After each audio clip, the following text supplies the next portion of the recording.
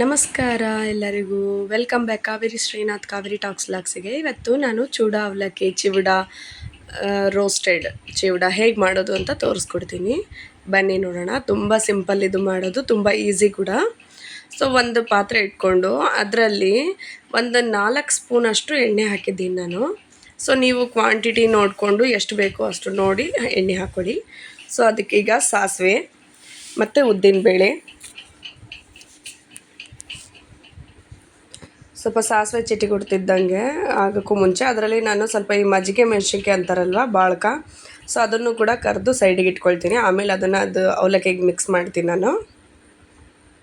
So ಅದನ್ನು ಸೈಡಿಗೆ ಇಟ್ಕೊಂಡು ಅದರಲ್ಲಿನೇ ಶೇಂಗಾ, ಸ್ವಲ್ಪ ಕರಿಬೇವು ಸ್ವಲ್ಪ ಇದಾಗ್ತಿದ್ದಂಗೆ ಚಿಟ್ಕೊಡ್ತಿದ್ದಂಗೆ ಅದರಲ್ಲಿನೇ ಪುಟಾಣಿ ಮತ್ತು ಸ್ವಲ್ಪ ಅರಿಶಿನ, ಖಾರದ ಪುಡಿ ಸೇರಿಸ್ಕೊಳ್ತೀನಿ. ಈಗ ನಾನು ಒಂದು 1/2 ಸ್ಪೂನಷ್ಟು ಖಾರದ ಪುಡಿ ಹಾಕ್ಕೊಂಡಿದ್ದೀನಿ ನೋಡಿ.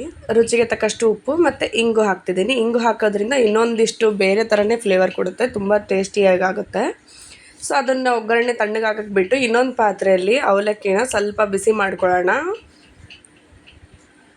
ಗರಿಗರಿಯಾಗಿರುತ್ತೆ ಅವಲಕ್ಕಿ, ಅದಕ್ಕೋಸ್ಕರ ಕ್ವಿಕ್ಕಾಗಿ ಆಗುತ್ತೆ. ಇದು ಜಲ್ದಿ ಆಗುವಂಥದ್ದು ಒಂದು ರೆಸಿಪಿ ಇದು. ಸೊ ನೋಡಿ, ಈಗ ಅದು ತಣ್ಣಗಾಗಿರೋ ಒಗ್ಗರಣೆಗೆ ಈ ಅವಲಕ್ಕಿ ಅದಕ್ಕೆ ಸೇರಿಸ್ತಾ ಇದ್ದೀನಿ ನಾನು. ನೋಡ್ಕೊಂಡು ಹಾಕಿ, ಎಲ್ಲ ಪೂರ ಅವಲಕ್ಕಿ ಹಾಕಿಬಿಟ್ರೆ ಏನಾಗುತ್ತೆ, ಅದು ಒಗ್ಗರಣೆ ಸ್ವಲ್ಪ ಕಮ್ಮಿ ಇತ್ತು ಅಂದರೆ ಅವಲಕ್ಕಿ ಜಾಸ್ತಿ ಆಗಿಬಿಟ್ರೆ ಟೇಸ್ಟ್ ಅನಿಸಲ್ಲ, ಒಣ ಆಗೋದು ಬಿಡುತ್ತೆ.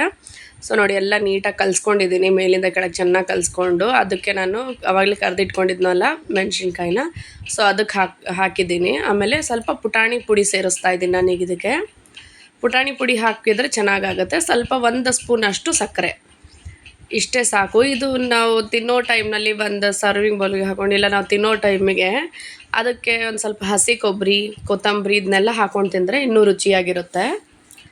ಸೊ ನೋಡಿ, ಇದನ್ನು ಚೆನ್ನಾಗಿ ಕಲಿಸ್ಬಿಡ್ತೀನಿ ಈಗ, ಎಲ್ಲ ಕಡೆಗೆ ಹೊಂದ್ಕೊಳ್ಳಿ ಇದು. ಯಾರೆಲ್ಲ ನನ್ನ ಚಾನಲ್ನ ನೋಡ್ತಾ ಇದ್ದೀರಾ, ಪ್ಲೀಸ್ ಲೈಕ್, ಶೇರ್, ಸಬ್ಸ್ಕ್ರೈಬ್ ಮಾಡ್ಕೊಳ್ಳಿ ನನ್ನ ಚಾನಲನ್ನು. Thank you for watching.